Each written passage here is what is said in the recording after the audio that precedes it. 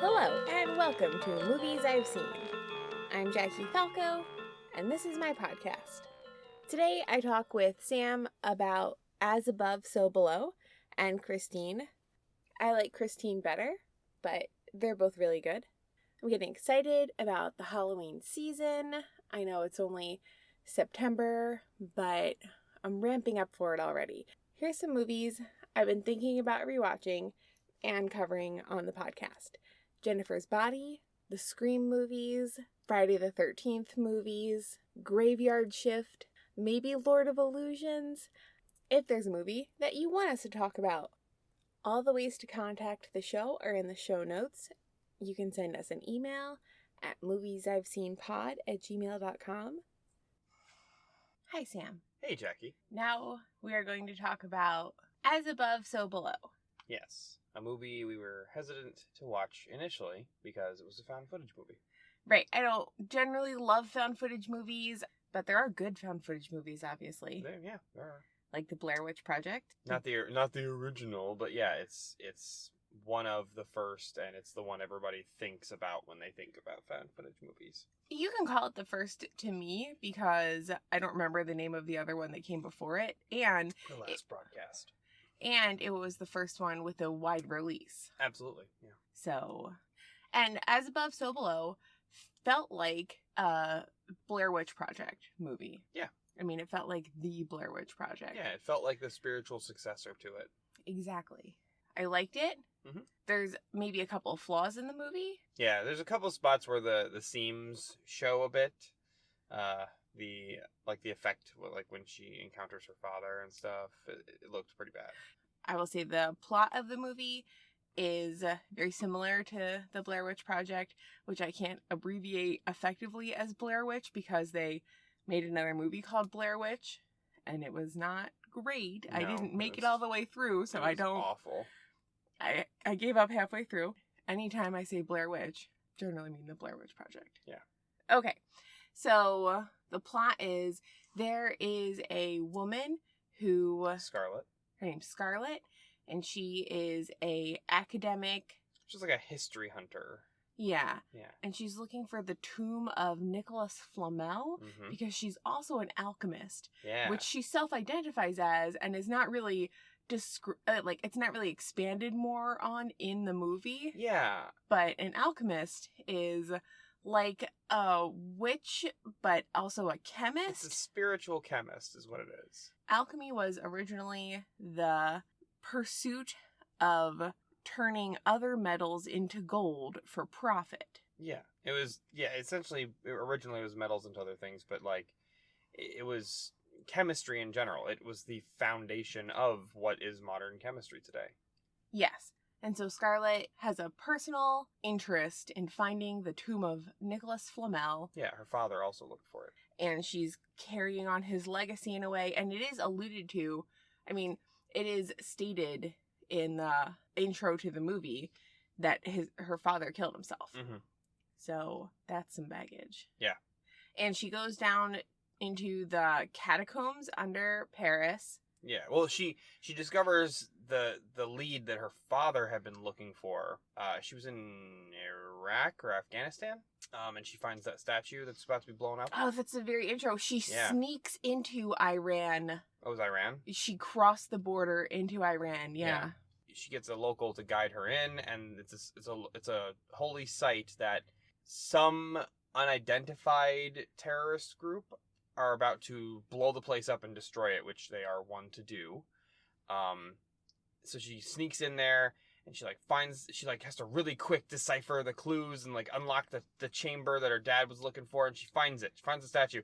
She has to really quickly scan it all with her camera and get out of there before the whole place blows up. It's a pretty unique idea for the intro to your Arcana horror movie. And your spooky Indiana Jones film. Yeah, it's really good.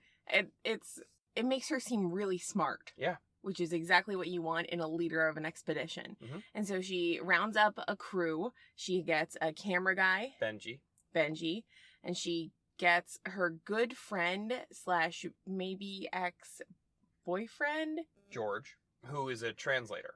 He does all the translating. He's a linguist. And she gets some locals from Paris to help her in the catacombs. Some like street rat that she finds in a club, and his name is Papillon, and he's gonna and so she's like, I need you to lead me on this expedition. And he's like, why would I do that? And she's like, oh, there's treasure. And he's like, all right, bet. There's no way I'll do that. Well, there's treasure. All right, I'm in. And he has two friends that he brings, Zed and Susie. Sushi? It's basically pronounced Susie, but it's Soxie. Suxi. It's French. Yeah. And I am just going to call her Susie, I guess. Sure. Anyway. We're filthy Americans who can't pronounce anything properly. Just say Susie. So George is like, I don't want to go down there. I hate caves. Yeah. He's like, you know that. And they don't say why initially, but... But his little brother drowned in a cave when they were younger, so he hates caves, understandably. And he's walking them to the entrance of the cave, and this is how they get the non-compliant party into the cave. Yeah. Is the police see them at the entrance, which is in a closed-off area, and they all have to go into the cave. To get away from the cops. Because he also was held in a Turkish jail. That's in his history. Scarlett abandoned George in a Turkish jail one time. And so he doesn't want to be in jail in another foreign country. He's American. She's English. Yeah. Everyone else is French. Yeah. Oh, no. Benji's American. George is American. Scarlett is English. Everyone else is French. And so they're in the catacombs, and Papillon is leading the way. And she's like, let's go through this spooky tunnel that's closed off. And he's like, no, you're specifically not allowed to go down there. People go down there and they never come back. I knew a guy once and he never came back. He's like, we have to crawl over this moat of human bones. That seems better.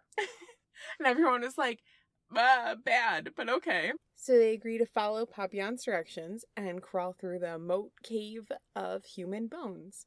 And then they do it, and Benji and Scarlett gets stuck at one point, and she's like, I gotta back up, and Benji, like, panics due to claustrophobia, and it's a really intense sequence, and they try to back out, but they can't, and then the tunnel starts collapsing behind them, so they, like, dig through real fast, and they make it out, only to find themselves right back where they started at the beginning of that crawl through. Yes. And then it's also collapsed, so they can't go back. Yes. They're back in the same room with the creepy tunnel. And this is real early in the movie. Yeah. Things do not go well for more than 2 caves in a row. Yeah. And this is where I knew that so this is like 20 minutes in, and this is where I knew the whole movie was going to be watchable. Because in the cave-in scene, Benji is the cameraman for the crew. Yeah. And the way they shot it was Benji had pushed the camera in front of him, and it was a pretty close-up shot of him and his, like, upper torso. Yeah. And everything that was in frame was stressing me out. And everything that was happening off frame, like outside of the shot, was really easy to understand. Yeah. And the rest of the footage is made up for in people have camera lamps on their heads. Yeah. He put like little webcams in their headlamps. Yeah. Right. So that footage is slightly distorted. Yeah. Which is fine. You can, like, they distorted it slightly to make it obvious that that's the head cam. Yeah. But they really don't try to make the camera work look super authentic. No, yeah, they're just like, listen, we're making a movie, so please just be on board with it. We gave you an excuse to have multiple angles. You're welcome. So if you're being super critical of the movie and you're like, why would he have that in frame? Why would he be focusing a camera on that? Because he's looking at it. First of all, he's looking at it. Second of all, in a couple of the high stress situations, the camera does have the biggest lamp on it. So they're like, shine the lamp over here. Put the camera over here. So that's good. But yeah, I was like, this is very watchable. They understand what kind of movie makes something coherent and watchable and is not quarantine. Yeah. It's not gonna make you sick and feel cheap. That's the worst found footage movie I ever saw, was Quarantine. But I haven't seen a lot of them, so I don't know how good that is comparatively. Diary of the Dead was worse. Was that the Dawn of the Dead sequel? No, it was a George Romero movie. It was standalone. It takes place the same night as Night of the Living Dead, but it took place in modern time. and it was all Did I see it? I found totally footage. forgot it. I don't think you watched it. I think I saw it before we were together. It's bad. Okay. They're like, we edited all this footage and we put music in to scare you because we want you to be scared of what's happening. And I'm like, shut the fuck up. God, this is so fucking dumb. And also, that's incredibly tasteless.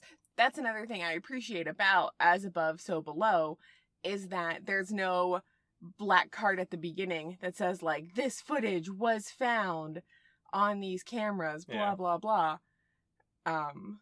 They're just like... Here's the beginning of the movie.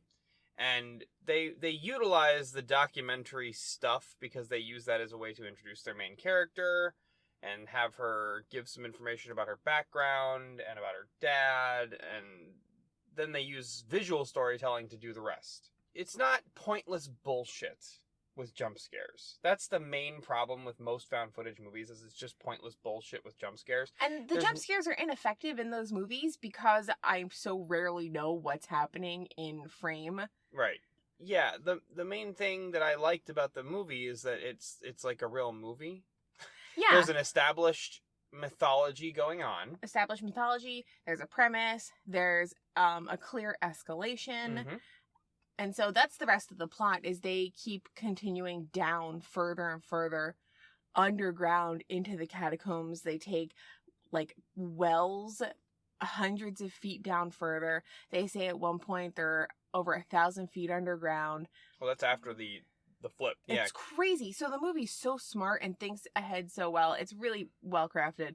I don't want to, like, bit by bit everything, but after a while, people start getting seriously hurt. Yeah. They get to the treasure chamber, and the ceiling collapses. Yeah, Scarlet finds the Philosopher's Stone, which is what she's looking for ultimately, the Philosopher's Stone. Yeah. And she finds the stone, and she's like, I got it. And then she realizes that the rest of the treasure is a trap. Because they pull the gate off the area where the gold is, Yes. and then the ceiling collapses. Yeah. And then now they're in the flip-flop mirror universe. Yeah. Oh, they leave through A water tunnel. a water tunnel. They leave through an opening they find in the floor. The water tunnel. No. Oh, no, you're right. They get into there's a puddle in the floor. They get into the treasure room through the water tunnel, and then the ceiling collapses, and then they find the door etched into the ceiling. There's a puddle in the floor, and they break the floor of the puddle. Yeah. And they go down even further that way. Yeah. And they keep going. It feels like they're going backwards.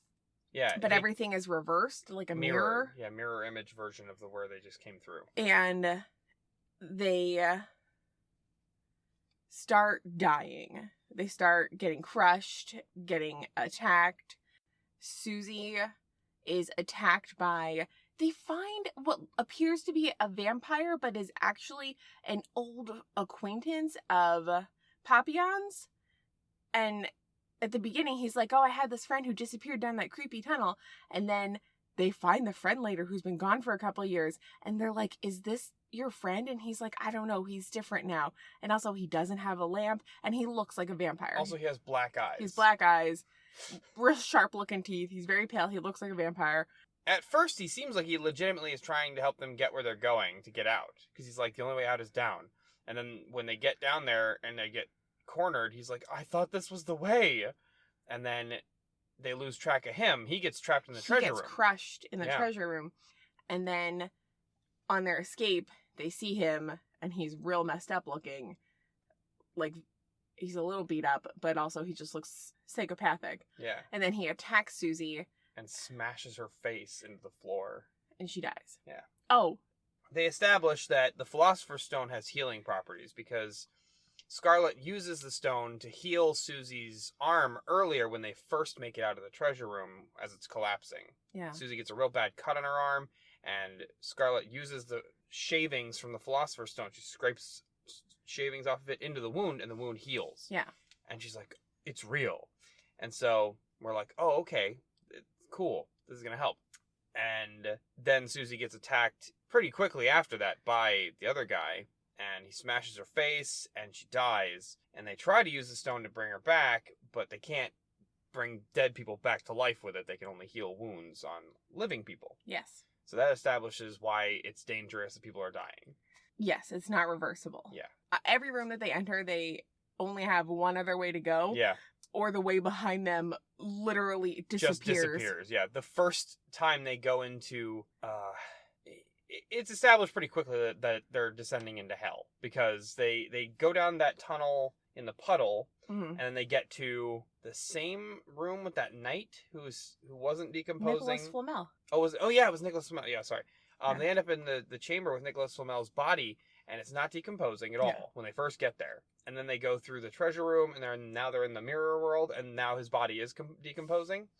And that's the room where Susie dies, and then they keep going, and then they find that small tunnel that's got "Abandon all hope, ye who enter here" written above it, and Scarlett's like, that's what they etched over the gates of hell. And also they have to crawl on their bellies to get in. Yeah. And George is like, yeah, I thought of that too. Let's not talk about that right now, please. And the sense of urgency through the whole film is well conveyed by the actors and their tone. Mm-hmm. It's stated plainly about the batteries and the headlamps. Yeah. And it is also a sense of panic because you're lost trapped in and an scared. enclosed space that you can't find a way out of. So anytime they don't stop and think, what should we do? Go through the only other hole in this room? Yeah. They're on a time crunch. You can't agonize over it, and there's only 2 doors, one of which you just came in the room through. They just keep going, and I'm totally on board with it. And there's also a little bit of logic to it, because they do say, like, okay, they don't dig tunnels without a second channel for air to get in here, right? That's a thing that they do. There has to be another way out. It has to be this direction because there's literally no other direction to go. So either we're dead already or there's another way out. Yeah. So fuck it. We're just going to keep going. Yeah. And it makes sense. I mean, it's like, what else are you going to do? Sit in one place and just die? It felt like The Descent. It felt like the Blair Witch Project. Yeah, it is kind of like a good mixture of both. Yeah. Yeah, so they, you want to say the ending? Or? Yes. Now I'm going to say the ending. You can skip to this timestamp to avoid spoilers. Thanks, editing Jackie. Which surprised me, actually. Yeah. I expected everyone to die in the catacombs. Yeah. But 3 of them... 3 of them, yeah. ...are in a final chamber, and they find what looks like a hole in the ground, and they are trying to pull it, and it's not coming up. And it, like, flickers for a second. And like, what'd you do? And she's like, I pushed it. And so they, together, push what's clearly a manhole. And it's in the floor for them. And they push the manhole cover downward, and it's really heavy. And they slide it to the side. And then they see sky. And then they do that cool thing where they put the camera through first, and they put it down, and the camera's upside down. Yeah. And then you see them... from their side, crawl down, like drop through Feet the hole, first. And then they come up on the other side, and then gravity switches, and then they're on the ground again. Yeah, and it's amazing. Yeah, it's a great transition. Yeah. Using the camera as that additional layer of transition was also a really good idea. It was really good. Yeah. Scarlett makes it out, George makes it out, and Zed. Yeah. And those are the 3 survivors. Yeah. And then they're standing there, they're just hugging on this Paris street, and then the movie ends. Yeah. There was no cheap jump scare at the end. No, yeah, like you said, no bullshit jump scare, no stretchy faced demon pops up and yanks them back down. I hate that and this movie so came much. out in like 2014? At the peak of stretchy faced demon faces. Yeah. Like, yeah, that was at the peak of that stupid trend. And so I would like to apologize to this movie for not seeing it sooner. Same. You were really good. Gigi recommended you. Yes. Thanks, Gigi. Thanks, Gigi. It's good. Yeah, and there's more to it, by the way. We haven't said everything. Like, we did say that they survive in the end, but, like, there is more to this movie. So even if you did listen to the spoiler, you should go see it. There's more that happens. There's more character stuff. There's more plot stuff. You should check it out, I think. Yeah, you should. Some of the special effects in the last 20 minutes are not great, but I'm not going to penalize a movie for mediocre CGI effects in Yeah. an otherwise really good movie, because CGI is hard and I don't know anything about it. Yeah, it's just there was a lot like okay, using that scene with her dad as an example, there were a lot of ways you could have just done that scene without using a weird CGI like input on there. You could have just done it practically, lined up the shots, and then faded out from one shot to the other, and then okay, he's gone. Very simple, but they like clearly didn't have him on set for whatever reason, so they just shot his stuff against a blue screen later and then slapped those shots together. And it looks really bad. But regardless, it's little things like that, and by the Also, time you get to that point, that is in the middle of the fastest sequence in the film. yeah, So it's fine. We got a lot of other things going on. yeah, There's hands reaching up through a trough of blood, yeah, and that was really fucking cool. yeah, that was cool. A ton of the effects are really cool. Yeah. So I don't have any complaints about the structure of the movie or the story. I think, actually, I'd just like to say again that Scarlett as a character, her characterization is very strong. Mm-hmm. And she's a great lead. She's a very believable leader. Yeah. And she's also kind. She's not one of those, like, bitchy movie expedition leaders who's Hashtag boss bitch. who's like, you have to do things because I'm the boss and I say so. Yeah. She's just like, are you okay? We need to move forward. Yeah. This is what we're doing. She legitimately cares about everybody who's there. Even like the French street rats they're not street rats. They're like they're like club people who happen to go spelunking. Yeah, they're just weekend warriors. Yeah, they're like weekend warriors who love to go in the catacombs and like tag the places they've been to because the people who tag the furthest in are the coolest people in the community. They And are. and it's not stupid and it's not eye rolling. Like you're like, man, like it takes balls to go into these places. Yes. So yeah, put up your tag, bro. But like she legitimately cares about everybody who's there. Yeah. Even the people that they just like are like, hey, we'll split the treasure with you if you help us. Like she gets upset when they die. Yeah. She got upset when Susie died, but she was more upset when Benji died. Yeah, because she'd that was been her with friend. Benji, yeah. And I saw the movie do that, and I thought, like, that's real. Yeah.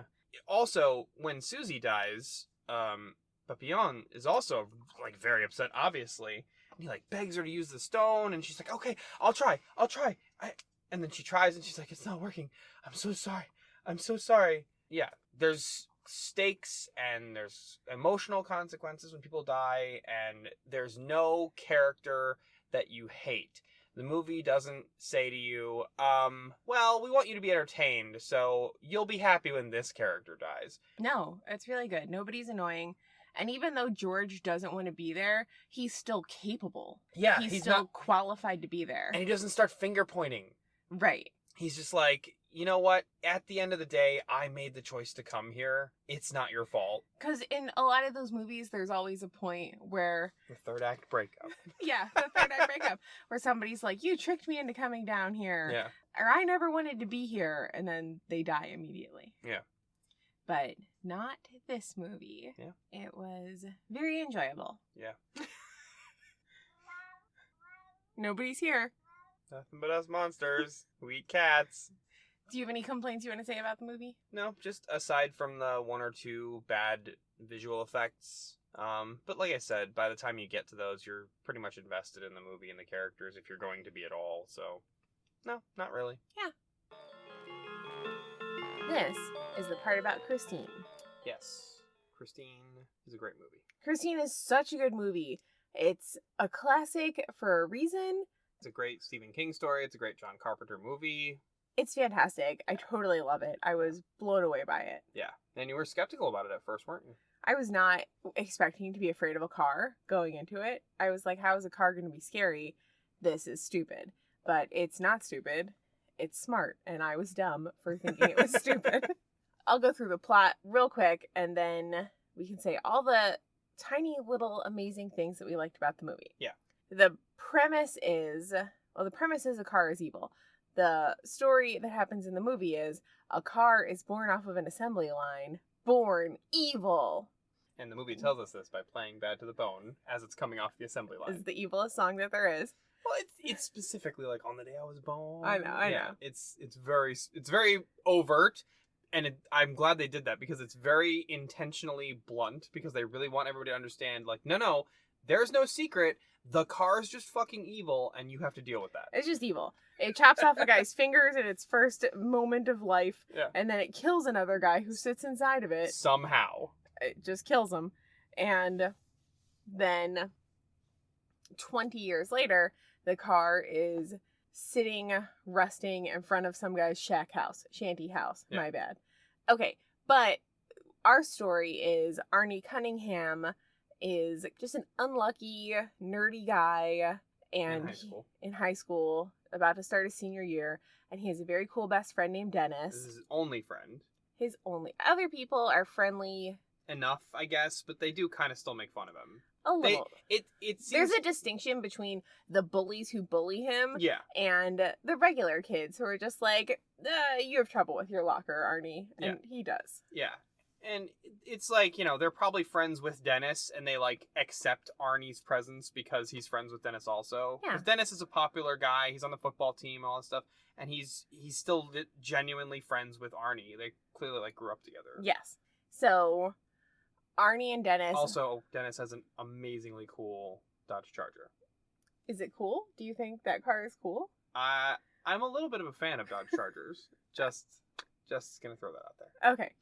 So, Arnie gets into kind of a fight in shop class where They just take his lunch. They take his lunch, they destroy it, he gets attacked by a switchblade. He bully... threatens him with a switchblade. Yeah, the bully pulls a knife on him, and... Him and Dennis eventually tell the teacher what happened, and the kid gets kicked out of school. I guess. Yeah. They don't show that. No, they say it. When? Dennis, when they're driving home, he's like, "You got kicked out," He's like, "Good, fuck him." There is a clear understanding that Arnie and Dennis are very good friends, and they have been friends for a while.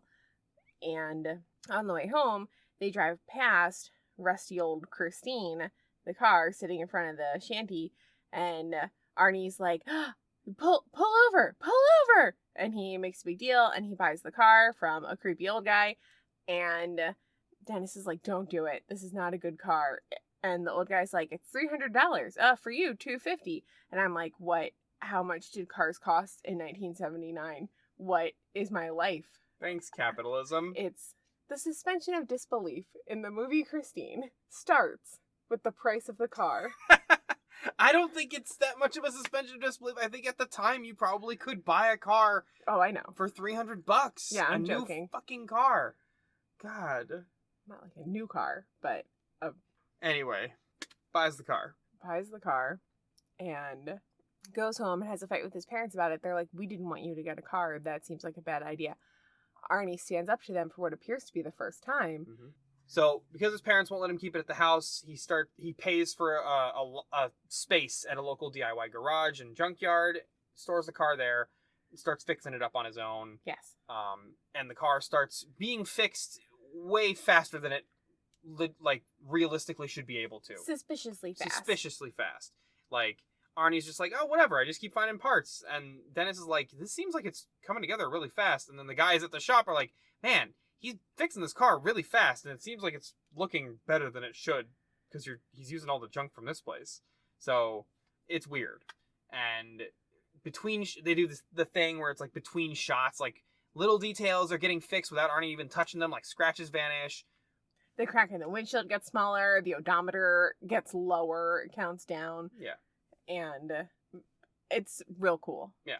So what happens in the movie is Arnie starts to prioritize having Christine and taking care of Christine over the other relationships in his life. And Christine seems to be exerting some sort of influence over him, where he is less compassionate about his friends. He gets a girlfriend for the first time. Her name's Lee. She's the prettiest girl in school. She's brand new. Yeah. And he's kind of a jerk about it. And his friend Dennis would be so happy for him if he was like, oh, I got a date with Lee. His friend Dennis would never stop high-fiving him. Yeah, and Dennis likes Lee. Like, he has a thing for her. He asks her out, and she turns him down, and it turns out she turned him down because she was going to go out on a date with Arnie. Right. He still would have been happy for him. Right. Like, he's a good friend. But Arnie doesn't even tell him, and he's cutting Dennis out of his life, and is confrontational with his parents, and doesn't have any friends, and isn't even, like, that. We don't see a lot of his relationship with Lee, but we assume it's getting serious, because at some point he says, we should apply to the same colleges for next year. And she seems to be considering it when he says that. Right. If we get into the same college, maybe it's fate. Yeah. The things you think when you're 17. Yep. It's adorable. It's so cute. It's and that's one of the cool, like, the best things about the movie is that it relies on the relationships to sell the evil car plot. Yeah. And it works because that's John Carpenter. So Christine starts getting real active because the bullies from the beginning of school go to the garage, they sneak in, and they trash Christine. They total her. Like, every part of that car is decimated. Yeah. And then it looks like Arnie is maybe getting revenge on these bullies, but actually it's just Christine. She kills them. She kills the bullies on her own, and it's incredibly scary. Yeah. She tries to kill Lee before any of that happens. She tries to kill Lee, gets smashed up by the bullies, then the bullies start getting killed by Christine, and we're like, is it Arnie? Nope. It's just Christine murdering on her own. Revenge. Her own revenge. Yeah. And then Dennis kind of figures out what's going on. Yeah. He goes back. Yeah, he goes back and asks the guy who sold him the car more questions. And the guy's like, it's evil. It killed my brother's whole family, and then it killed him. Yeah. And the guy at the auto shop mentioned something about it, too. He's like, I knew a guy who owned a car like that once. He was a mean son of a bitch. Like, you put the pieces together as Dennis is also, because you hear that comment, and then the brother of the guy who owned Christine before gives more information, and you realize, watching what's happening to Arnie, you're like, oh, that's the same thing that's happening. It's, basic screenplay stuff. Yeah. And Dennis calls Lee, and he says, hey, I know we're not friends, but you're dating my best friend, and he's being mean to both of us. Can we get together and have a confrontation in this garage about Christine? Because we definitely have to destroy this car. It's ruining his life. Yep. And Lee is like, yeah, I'm on board for this plan. It sounds great. And they... Dennis enlists her also because he can't... Oh, he's hobbled. He's hobbled. He's wearing crutches. Yeah. He got injured in the football game, and he's kind of out of commission for an hour of the movie. Yeah. On purpose. And Arnie keeps stopping by his hospital room and being a dick. Yeah. And so there's a confrontation in the garage where Dennis gets into a bulldozer and fights Christine. Yeah. And Arnie, by this point, is in on it with Christine. He's fully in the thrall. He's in the car while this is happening, trying to kill his friends. Yeah. And so it's a big smashy situation. Yeah. Arnie is flung out of Christine. Right through the windshield, man. Through the windshield. He's impaled with glass, and he dies. Yeah. And that is the last life Christine is going to take, because Dennis smashes her up, and then Lee and Dennis work together. Yeah, they're a good team. And they put her in the car smash compactor, and that's it. That's the end of Christine. Except maybe she moves a little bit. So that's the plot of the movie. Yeah. So there's a bunch of different points that the movie succeeds, and I wrote them down. The first point that I really like is how honest Arnie is with the creep who sells him the car. That's all right. The guy's a creepy weirdo. Yeah. He's the snow shovel killer from Home Alone. Yes. And also the Ed Gein. The not Ed Gein movie that they made. Deranged, that's what it was called. Was it? Yeah, he was creepy in that. I hated that movie. He was playing Ed Gein. And so, in a used car transaction, there's sometimes some dishonesty. Yeah, no. Arnie's just very straightforward about it. The guy says, have you had a car before? And Arnie says no. And Dennis is like, yeah, he's got a car. And Arnie just reiterates, he's got this totally, like, naive, fresh look on his face. And he's totally sincere. And he's like, no, I haven't had a car before. Because he feels just a gut feeling that that's what's going to get him the car for a good price. Yep. And it's the beginning of the thrall already. yeah. Christine snagged him. She got her meat hooks in him, Mm-hmm. and he falls in love with her. Mm-hmm. But I really like that moment where Arnie is sincere. Yeah. He's desperate. It's a great character moment. It is. Keith Gordon, who plays Arnie, does a Oh, yeah. phenomenal job. Yeah, fantastic job. He did some acting after this, but he's done a lot more directing. He's still working as a director. Yeah. He did Dexter, Mhm. episodes of Dexter. He did Fargo and Better Call Saul and Homeland, and he's just still working, and he's really great. And he does a great job this whole movie. He carried the whole movie. The next thing that I like, it comes right after, which is Arnie's first rebellion against his parents when they say, "You can't keep that car here," and he stands up to them, and it's very obviously the first time he's standing up to them. Yeah. And Dennis is there for it. Dennis is in the house.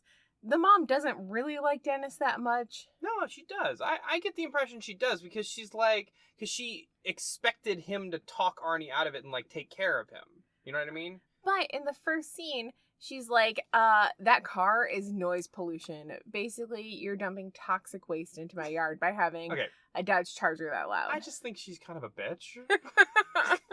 But like, I think she really, because she's known Dennis all his life. Probably not all his life, obviously, but like, you know, since They've been friends for a long time. Yeah, him and Arnie have been friends for a long time. She's not even really being that much of a bitch about it. She's just like, it's so loud. You're basically dumping toxic waste in my yard. Like, she's kind of like being rude about it, but like, I don't know. It's kind of aloof, like, oh, that Dennis. You know what I mean? No, I didn't take it that way at all. Right. I didn't think she liked that Arnie was friends with him. I don't know. I didn't get that impression. I got that maybe it's not what she would have preferred, but she's glad that Arnie has a friend like Dennis who won't get him into trouble. I think That's the vibe I got from it. Oh, I think she thinks Dennis will get him into trouble. I disagree because she says that thing to him. She's like, and why didn't you talk him out of this? Like, she expected Dennis to be that voice of reason for him. I think she just thought that because Dennis also has a nice car. And so she'd be like, you know what a nice car is. Why did you let him buy trash? And Dennis is like, I tried. Then he finishes his glass of milk. Yep. And then he leaves. And Arnie's there to deal with his parents himself. And so I really like that. It's so well written, well acted. It's really, really good. Yeah. It establishes the dynamic of this group of people that are going to be seen throughout the movie. Because that's what, besides Arnie's performance as a character, that's what drives the movie, is the interpersonal relationships of the people that Christine is destroying.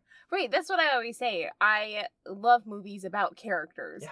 And this is a scary movie about an evil car, but really it's a movie about like a young man, a boy, who leverages every relationship in his life for something he can't quite comprehend. I think it's a really good analogy for drug addiction. Yeah. That part later in the movie when he has the final confrontation with his parents in the film, where he swears at his mom and his father is like, you apologize, and then he swears at his dad. His dad like grabs his shirt and he puts his hand on his dad's throat and pushes him back. It is horrifying. And my notes, all caps, I wrote the turn. Yeah. Because that feels like the point of no return. And in the movie I was watching it, I was like, that's the kind of like drug addict shit you don't come back from. Yeah. Like when you leave to go get your drugs, you don't want to go back home. Yeah. Because if you ever sober up and remember that you did that, you don't want to deal with it. Yeah. And that's one of the things that keeps people in the thrall of their addiction, is the embarrassment and shame of the behaviors that they engaged in to justify it, or like to separate themselves. And it looks on one hand like Christine is forcing him to do that, but he's at home and she's not there. And so he's doing that because of her. But anyway, it's a great parallel. Yeah. He's doing whatever he has to do to get back to her. Yes. And that's the ultimate reason why Arnie is a tragic character, but he's making decisions. Yeah, he is. Yeah.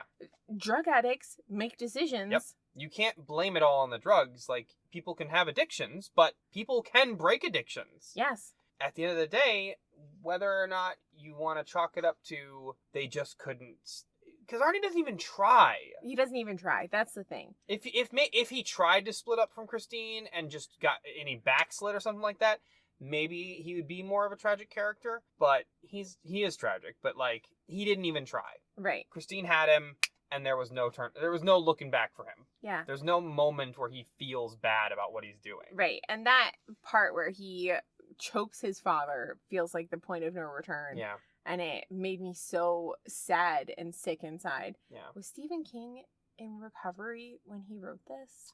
That was in the 80s. I don't think so. No, I don't think he was. That's interesting. Here's the thing. Stephen King talks about it a lot nowadays, or he's like, yeah, I knew what was going on with me back then. I just couldn't. He's like, it was booze, and then it was drugs, because I was on like painkillers and stuff, and then I got hooked on painkillers. Like, so it was like this gradual progression for him. Mm-hmm. An alcoholic, and then he was doing recreational drugs, and then he was on painkillers because, you know, he had an accident. Yeah, he was in a car accident. Yeah. I don't think that a lot of people look at Christine as a metaphor for drug addiction. No, it's pretty subtle because it's supernatural car business, but people who have either experienced it or seen it, they know what it is. Yeah. Do you have anything you want to say about that part or anything else? About him confronting his parents? Yeah. Or having that final turn with his parents? Yeah, anything about his relationship with his parents, because I guess that's all I have to say about it. I think it's one of the strengths of the movie is how important his relationship with his parents is. Yeah. It kind of should go without saying that people's relationship with their parents is important, especially teenagers. Yeah. Like, that's your... You're still living at home, presumably, and that's your anchor. Right. Yeah. It's your anchor to the life you have lived up until the moment you leave them. Yeah. I think good horror movies in general show a realistic relationship between parents and children. I'm thinking of Jennifer's Body right now. The movie establishes that Arnie has an established relationship with his parents and that his life is a certain way. And we see them being overbearing and controlling, but it's not like abusively so. No, it's overprotective. It's just overprotective. They care about him. Yeah. They're just it's a little much. And then later, and the movie kind of portrays it as like, oh yeah, Arnie should stand up for himself a little bit. He should get out on his own. In his confrontation, he says, "You wanted me to do chess club instead of band? I did chess club instead of band." Both very nerdy things. But his parents chose the one that had less interstate travel. Yeah. So he does what they want him to do, and he was fine to do it, and this is the one thing that he wants because the car has him in its grips by that point. But it's also like, yeah, maybe he should have something for himself. It's probably going to turn out bad, but like, you know, maybe it's okay.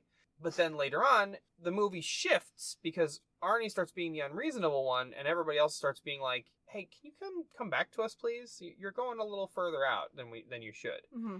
And then, like, his parents like offer to buy him a new car, and they're being really sympathetic about the fact that Christine is destroyed. Yeah. And then he just tells them to fuck off, and that's where the great turn is. But like, that's, in terms of his relationship with his parents, that's the thing that I really like the most, is we have a perspective change with the shift in the movie.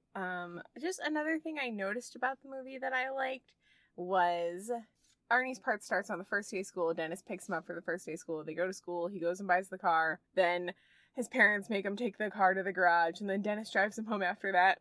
And at the end of the whole day, it's probably like 10 p.m. and they've been together since like 7 a.m. probably. And I just was like, it was so fun to do that, to just spend the whole day with one of your best friends, running errands, making huge life decisions, you know? That they try to talk you out of. From sun up to 10 p.m. And then at the end of the day, you're just like, all right, I'll see you tomorrow. Yeah. And it's just... That's youth right there. Yeah. That's being young and having friends. It was fun, and I liked it. Mm-hmm. I had some good friends, and we had some nice cars. That didn't murder anybody. No, our cars didn't murder anybody. My good friend Shannon in high school had a light blue Ford Thunderbird 92, and I had a light blue 92 Mercury Cougar. And I don't know if you know how similar those cars look. They are very similar. It's incredibly similar. And when we would roll up to places together, they were just like, oh, Shannon and Jackie are here. Jackie and Shannon are here.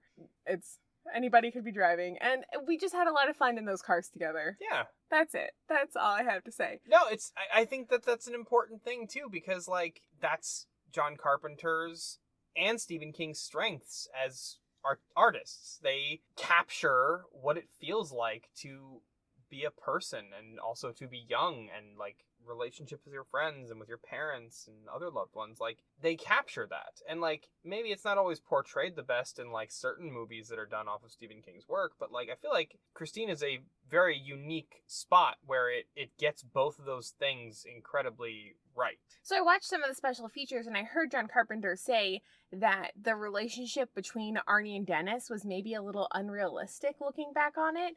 But I don't think so. I think that the actors have great chemistry, and he's been out of high school a long time and has just been watching movies and TV and sees how kids are portrayed. But, like, when you're in it, like, anybody can be friends. I had friendships like that. Yeah. So, no, it's realistic. Yeah, I thought so, too. Carpenter had a lot of interesting things to say about making Christine, which is, one was it was basically the easiest directing job he ever had. He said that? Yeah. I didn't hear that. He said it was one of the easiest directing jobs I've ever had. The actors were so talented, the script was so strong, and... You know what? It was probably, like, a rare crossroads where he had enough money to make the movie, and the cast and crew were, like, on their game. Yes. So that's probably what he meant. Yeah. Yeah. And it was the first movie he made after The Thing, which is nice. An incredibly hard movie for him to make, so... And also it bombed. Yeah, it did. Which breaks my heart, because it's my favorite John Carpenter movie. Amazing movie! I know. I love The Thing. So, one of the highlights of the movie is the practical effects of Christine the car. Yes, it's absolutely amazing. They had like 20 cars that they used on the movie because the car keeps getting... First of all, they show the car in various stages of decay, disrepair. Yeah. And then they also have the car get destroyed several times only to fix itself again. And the first time we actually see it happen on screen is breathtakingly cool. It's amazing. It's one of the coolest special effects I've ever seen. I don't know how often I say that, but I love special effects. Yeah. And they can make a movie for me, and they're so good in this. Yeah, man. The way that they practically show Christine, like, Wolverine-style healing herself it's really good, and... Yeah, it's some X-Men shit. It's... You just, like... I don't want to sound like one of those people, but, like, it's something that's just not impressive when you see it done with CGI. Like, no, you don't care. When you see it happen and you know it's real, and somehow they did it... And it looks real. It looks real, and it looks cool. Like, you get, like, to a certain point, like, well... They clearly reversed the footage to do it, but, like, how the hell did they make that How did they get their backwards footage? Yeah, how did they get the backwards footage? Like, it's... I dare you to figure it out without looking it up, because it's very cool, and... That's an audience dare, because I was already told several times how... Audience, listeners, I dare you to figure it out without looking it up. It's very cool, and before that point in the... It's so jarring, because before that point in the movie... They do it by having the camera, like, pan away to something else, and then it goes back, and then something very small will be fixed in the car. Like, little scratches will be gone. Yes. The windshield is cracked, and the crack is smaller, so the car is clearly fixing itself, but we don't see it. So you're like, oh, okay, that's how it's gonna go in the movie. We're not gonna see it happen. It's just gonna be mysterious. But nope. John Carpenter's like, shut up, dickheads! Here's what's happening! It's real. It's real. It's not inferred. It's real. Yeah. The car special effects all over the place. The Christine driving around on fire. Yeah. Looks so cool and scary. Yeah. Iconic. Like, I know that Christine is iconic in the horror genre, but I didn't get it until I watched it. No? No, because I've seen the Christine cars at Spooky Empire. Yeah, the horror convention. Yeah, they had it there a bunch of times. And I'm like, oh, that's a nice car. I'm not afraid of it, though, but I think if I saw it now, this year, I would be like, you walk on the outside. you walk on that side. Jackie, you know full well that if there was any dynamic between you and Christine, you would be the person it enthralls. Yeah, I know. I know. So you don't have to be afraid it's going to attack you. I don't want to get enthralled by a car, though. Yeah. And I'd have to do a lot of manual labor. I don't know. I also think the garage owner, Darnell, the Darnell's DIY Garage, is a good character for the movie. Yeah. Art Carney did a great job. Yes, Art Carney, a name I've heard. Yes. Look, people know who Art Carney is, okay? People He was in Last Action Hero. 100 years old know who Art Carney is. He was in Gremlins 2. Maybe 50 years old. I'll go 50. Yes, Shut up. Gremlins 2. So, I think making Darnell a rough but compassionate character who's a little mean to Arnie at first, but then later is like, well, if you sweep up, I'll pay you some money. And you can loot through my junk as much as you want. Yeah, he cares about Arnie. And actually, they swap cars sometimes. And that's how Arnie is not culpable for the death of the first bully. Yeah. Is he sends Arnie to go pick up some parts from another place and bring it there, and he gives him his caddy. Cadillac. Yeah. Yeah, Arnie clearly has good relationships with people who like him and respect him and want what's best for him. And over the course of the movie, he either self-destructs those relationships. Not either. He self-destructs those relationships, and then Christine kills them if they won't back off. Right. Well, tries to. She tries to kill the girlfriend at the drive-in. Yeah. Apparently, someone had choked to death in Christine before. Dennis goes back to talk to the creepy guy who sold them the car. Yeah. And he says, my brother had that car. His 5-year-old daughter choked to death in it. He wouldn't get rid of it. Mm-hmm. His wife killed herself in it, and he wouldn't get rid of it. I finally got him to get rid of it, and it came back. And Dennis is like, what do you mean it came back? And he just looks at him like, you know what the fuck I'm talking about. Yeah. You've seen enough by this point. But he only gives this information to Dennis. I mean, Dennis is the only one who asks for it. And so that's when Dennis is able to walk around again. The scenes where Arnie goes to visit Dennis in the hospital and he's kind of a dick to him are heartbreaking. Yeah, it is. Because, like, by this point, Dennis sort of becomes the main character of the movie. And you really feel bad for him. Because he was so nice to Arnie when he wasn't cool. And then now Arnie thinks he's so cool and he's being a dick to Dennis. So you're like, Dennis is a better friend than you, dude. Yes, he is. Yeah. I mean, Dennis isn't under the thrall of an evil vehicle. Yeah, but again, choices. Right, but at some points during the movie, you don't know what is Christine, what is Arnie, complicity, etc. It's complicated stuff for a movie about a killer car. It really is. Yeah. And that's why I like it so much. Christine is a movie about a car that kills people, and it is violent and scary and engaging. And I highly recommend it. I can't say enough good things about it. Is it available to watch anywhere, do you know? According to the internet, Christine is available on Amazon Prime and on Hulu right now. And I have it on Blu-ray. Yes. It's a great movie. Can't recommend it enough. Do you want to hear a behind-the-scenes thing about it? I'd love to hear a behind-the-scenes thing about it. Here is an interesting thing. A book-to-film comparison is that in the book, which is pretty long, the spirit of the previous owner of the car is in the back seat talking to Arnie. Yeah, he's a ghost. And he's like a rotting, decaying corpse. But because American Werewolf in London had come out the year before, they were like, we're going to cut that. Yeah. Because that's exactly like David. Yeah. Jack, you mean? Yeah. David is the living friend who's yes. a werewolf. Jack is the dead best friend. But yeah, no, that was a wise choice. I get it. Is there anything you didn't like about Christine? I would say critically, like feminist film criticism, I can't keep it out, nor would I want to, that Lee, the girlfriend, is not given a lot of personality on her own. There's not a lot to her in the movie. I think the actress brings a lot, but the actress read the book and was like, I'm going to bring all that to my small performance. And she did a really good job, but I think that a little bit more of the girlfriend would have been good. I agree. It would have been nice to get more of her. I understand why there's not, because it's a tight movie. It really is. And they're really focusing more on the relationships between Dennis and Artie. Like, for example, there are no scenes of the bullies, like, idly doing things. Yeah. You know? They are there as bullies, and they will be bullying people and doing bully things. Right. They're not planning anything. They're not having bad home lives. There's no extra scenes of Arnie's parents talking about him when he's not there. Yeah. Like, it's a really tight movie, yeah. It's very much from the perspectives of either Arnie or Dennis. Yes.